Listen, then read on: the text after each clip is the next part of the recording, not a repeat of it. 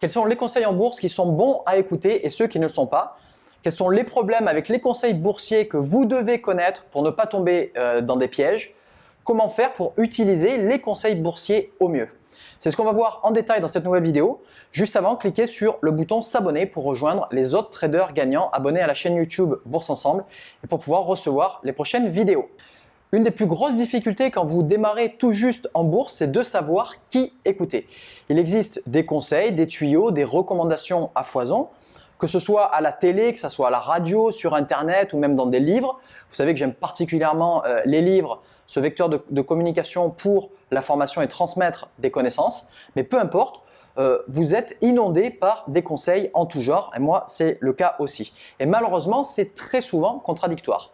Donc, mon conseil, c'est n'écoutez pas les conseils boursiers si vous ne prenez pas quelques précautions auparavant. Et vous devez savoir où vous mettez les pieds pour bien comprendre ces conseils.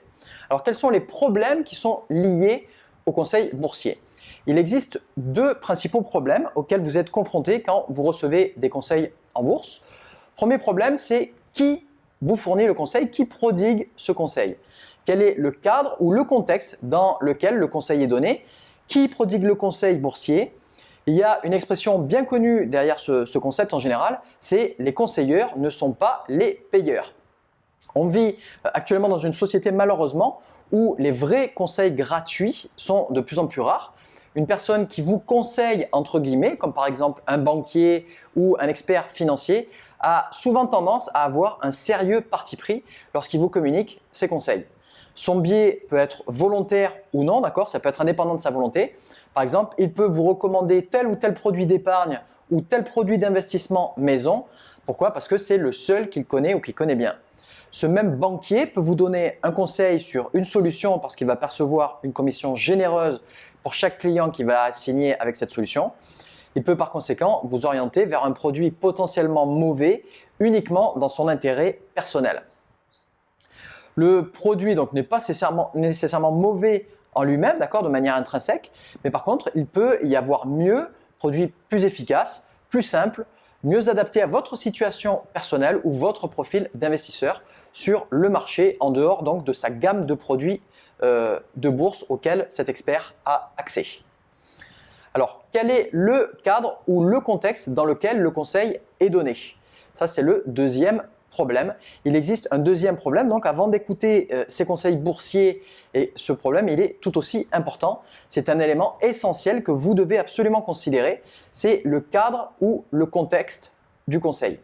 Alors, le cadre s'assimile aussi au contexte ou au référentiel dans lequel le conseil vous est donné. Ce problème peut d'ailleurs découler du tout premier problème qu'on vient de voir. Et dans ce scénario, le conseiller en question se base sur un certain cadre, c'est-à-dire ses connaissances personnelles, ses croyances, ses propres produits ou son intérêt personnel, etc. pour donc vous conseiller ou conseiller un client. J'avais listé quelques exemples de conseils pour gagner en bourse qu'on entend un peu partout quand j'avais expliqué mes erreurs en bourse lors de mes débuts. Je vous renvoie sur le site de Bourse Ensemble ou sur les autres vidéos de la chaîne. Il en existe de nombreux autres, ne serait-ce qu'au niveau des conseils d'achat ou de vente, sans être accompagnés de réelles explications. Ces conseils peuvent notamment être totalement contradictoires selon le cadre que vous utilisez ou le cadre dans lequel ils ont été donnés.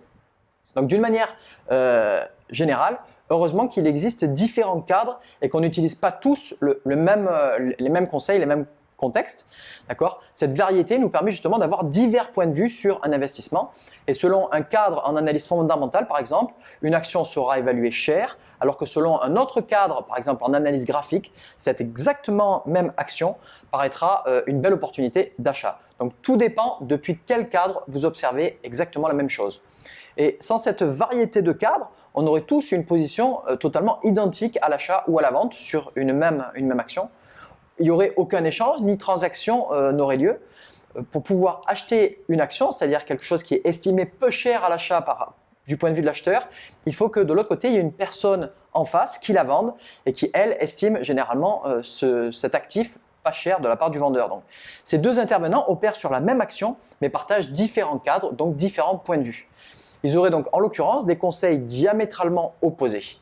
Un scalper qui fait du trading sur des actions de temps extrêmement courtes, par exemple, ne donnera pas les mêmes conseils sur l'action Facebook par exemple qu'un investisseur avec une approche dans la valeur du style de Warren Buffett qui va prendre des positions souvent à vie ou comme un William O'Neill qui se focalise sur des actions de croissance explosive sur un horizon court terme ou moyen terme. Cadre différent, point de vue complètement différent. Alors, que faire pour utiliser au mieux les conseils en bourse? Comment résoudre ces problèmes de conseil? Qui écouter? Quel cadre utiliser? Alors, pour répondre à ces questions, il est surtout essentiel que vous compreniez qui vous donne le conseil et pour quelles raisons il vous donne ce conseil. Vous devez aussi comprendre le cadre auquel il fait référence et ces points sont bien souvent plus importants que le conseil en lui-même. Et surtout, il vaut mieux focaliser votre attention sur ces deux points plutôt que d'écouter naïvement un conseil qu'on vous a donné et l'appliquer aveuglément. Donc renseignez-vous sur qui vous donne le conseil et pourquoi il vous donne le conseil. Quel est son intérêt? Applique-t-il ses propres conseils? Quelle est sa performance récente sur du long terme? Quelle est sa crédibilité et sa notoriété? Essayez ensuite donc de comprendre dans quel cadre le conseil vous a été donné. Et pour ça, vous devez vérifier et comprendre les éléments sur lesquels l'approche en bourse est basée dans le cadre de ce conseil. Comme par exemple, est-ce qu'on parle d'analyse technique, d'analyse fondamentale, de croissance ou de valeur?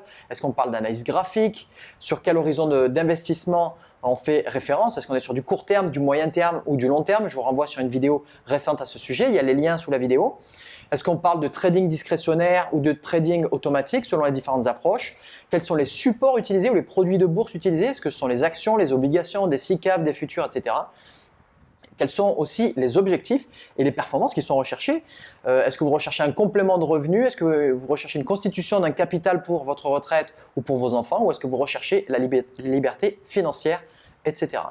Donc le temps passé au trading aussi, si vous êtes en activité partielle, quelques heures par mois ou par semaine, ou est-ce que c'est une activité que vous faites à temps plein plusieurs heures par jour, pardon. Voilà, donc pour conclure, j'espère que vous ne verrez plus les conseils boursiers de la même façon maintenant et que vous essaierez de prendre un peu plus de recul pour identifier qui vous donne le conseil et dans quel cadre ou dans quel contexte il vous fournit ce conseil. Maintenant, ne devenez pas non plus trop parano, d'accord? Essayez de garder la tête froide et si un conseil paraît trop beau pour être vrai, ben c'est bien souvent qu'il est trop beau justement pour être vrai. Voilà, maintenant c'est à vous, quel est votre cadre ou quel est votre contexte d'investissement? Comment abordez-vous les conseils boursiers que vous recevez? Merci d'avoir regardé cette vidéo. Cliquez maintenant sur le bouton like juste en dessous et abonnez-vous à la chaîne YouTube pour ne pas rater les prochaines vidéos. En complément aussi, accédez gratuitement à ma formation exclusive La voie rapide en bourse vers l'indépendance financière en cliquant sur la vignette correspondante pour que je vous montre comment démarrer correctement ou pour enfin réussir à avoir des gains solides en bourse. Allez voir aussi la vidéo suivante avec l'autre vignette qui vient d'apparaître. Je vous dis à très bientôt sur la chaîne Bourse Ensemble et n'oubliez pas, faites partie des traders qui connaissent les pièges des conseils boursiers et qui savent remettre ces conseils boursiers dans leur contexte pour pouvoir les utiliser au mieux et le plus efficacement possible.